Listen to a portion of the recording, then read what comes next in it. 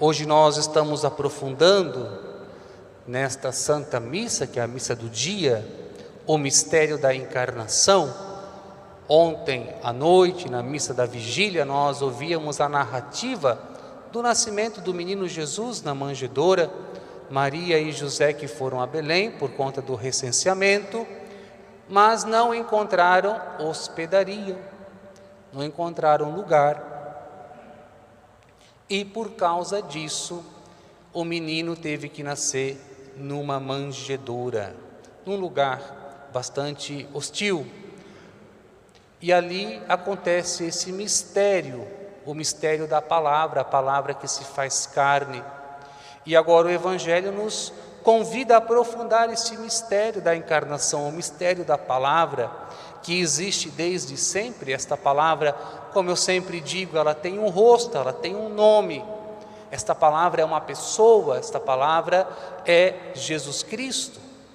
E esta palavra, que é Jesus Cristo, que é a palavra viva do Pai, que veio revelar as verdades eternas para nós, esta palavra, como eu sempre digo e gosto de repetir, esta palavra quer ter uma relacionalidade conosco, ela quer ter intimidade conosco, ela quer ser próxima de cada um de nós.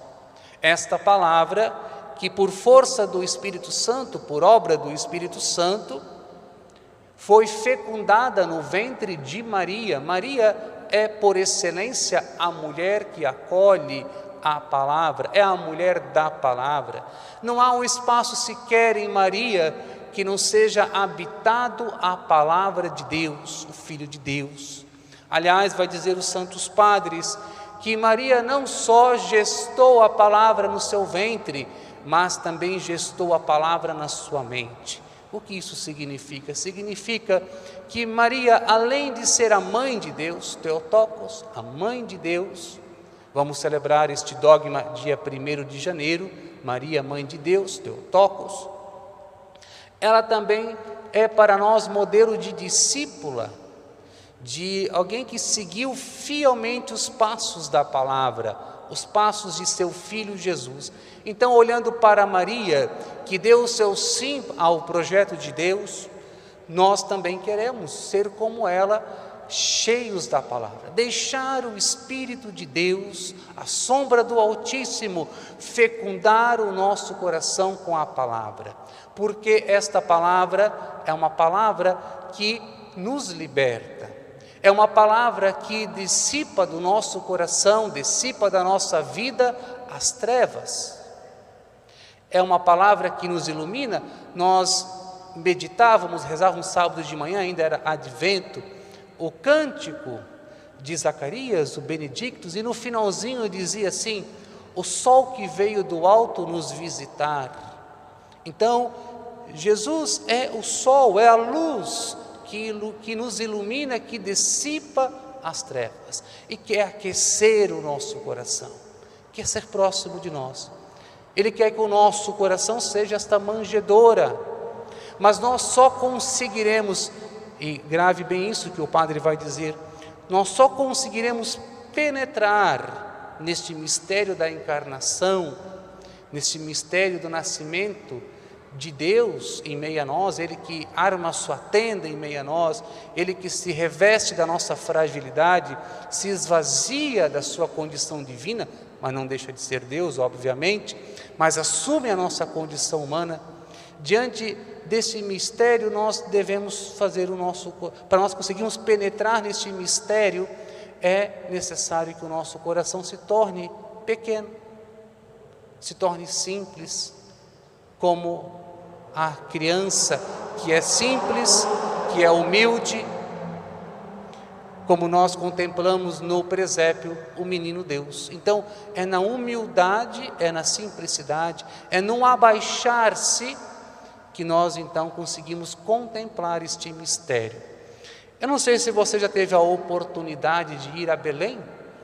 Eu tive esta graça de ir ao ano passado, e é muito interessante que quando você chega na capela em Belém, não há portas altas, largas, como nós estamos acostumados aqui, como no nosso santuário, São portinhas pequenininhas, assim, vou tentar mais ou menos descrever o tamanho, mais ou menos esse tamanho aqui do ambão, um pouquinho mais alto, mas não muito larga, mais do que isso. E então, para você chegar até a capela, você tem que se abaixar, e são várias portinhas dessas que você tem que se abaixar. Claro que existem vários significados, mas um dos significados que eu achei muito lindo, que o guia nos explicava, o frei franciscano, Frei Rogério, ele explicava que para nós penetrarmos no mistério da encarnação, nesse mistério da palavra que se faz carne, que é luz para a nossa vida, nós também precisamos nos abaixar. Como Deus se abaixou, se esvaziou da sua condição divina, se fez pequeno, assumindo a nossa natureza humana diante da sua grandeza, nós também temos que fazer uma kenosis, ou seja, um abaixamento, um esvaziamento, um esvaziar-se de si, do seu orgulho, da sua soberba, da sua autossuficiência, da arrogância, porque às vezes nós somos muito cheios de nós mesmos, e aí então não damos espaço para que esse mistério possa penetrar e realizar aquilo que ele deve realizar na nossa vida, na nossa história. Então devemos nos abaixar, nos abrir com todo o nosso coração para esse mistério, deixar esse mistério que é cheio de esperança, de amor, de fé, como vamos ouvir depois a mensagem do Padre Anísio, nos invadir, nos tocar profundamente, que nós não saiamos desta celebração do mesmo jeito que estamos chegando, que saiamos ainda melhores do que estamos chegando, que saiamos com nosso coração pulsante de esperança, de amor, na certeza que há um Deus que se fez um de nós para manifestar as suas verdades eternas, um Deus que se fez um de nós, se fez pequeno para manifestar o seu amor, porque Ele sabia que diante da grandeza dEle nós não conseguiríamos compreender, então Ele se faz simples, não simplório, mas simples, para que nós consigamos, na medida do possível, compreender um pouco esse mistério de Deus que nos ama imensamente, e assim penetrarmos neste mistério. Só quero trazer aqui rapidamente o início da narrativa do Evangelho que acabamos de ouvir, porque é muito importante a respeito da palavra. Veja que diz assim, veja o que diz para nós: no princípio era a palavra, e essa palavra aqui no texto está como P maiúsculo, não é uma palavrinha, é a palavra, é uma pessoa. Então no princípio era a palavra, e a palavra estava com Deus, e a palavra era Deus. Então a palavra que é Cristo é da mesma natureza do que Deus. Aliás, nós sempre professamos que o Cristo, Jesus, é da mesma natureza do Pai, como também o Espírito Santo é da mesma natureza do Pai e do Filho, que é natureza divina. Então, a palavra, desde sempre, antes do que tudo viesse a existir, antes do que tudo fosse criado, a palavra já existia, já estava em relação com Deus, com o Pai, que é a fontalidade do amor, e a palavra que é Cristo é essa receptividade deste amor, e a reciprocidade deste amor do Pai e do Filho, nós sabemos que é o Espírito Santo. E no princípio estava ela com Deus, tudo foi feito, vejam só, tudo foi feito por ela, e sem ela, nada se fez de tudo que foi feito. Então, o Pai, por meio da palavra, Ele foi criando, faça-se os astros, faça-se as águas, faça-se a terra, faça-se os animais, faça-se os seres humanos. Então, pelo poder da palavra, o Pai vai criando, claro que também na força do Espírito que pairava sobre as águas, como diz o texto. E esta palavra é uma palavra performática, no sentido de que tudo aquilo que ela diz, ela realiza, ela tem força criadora.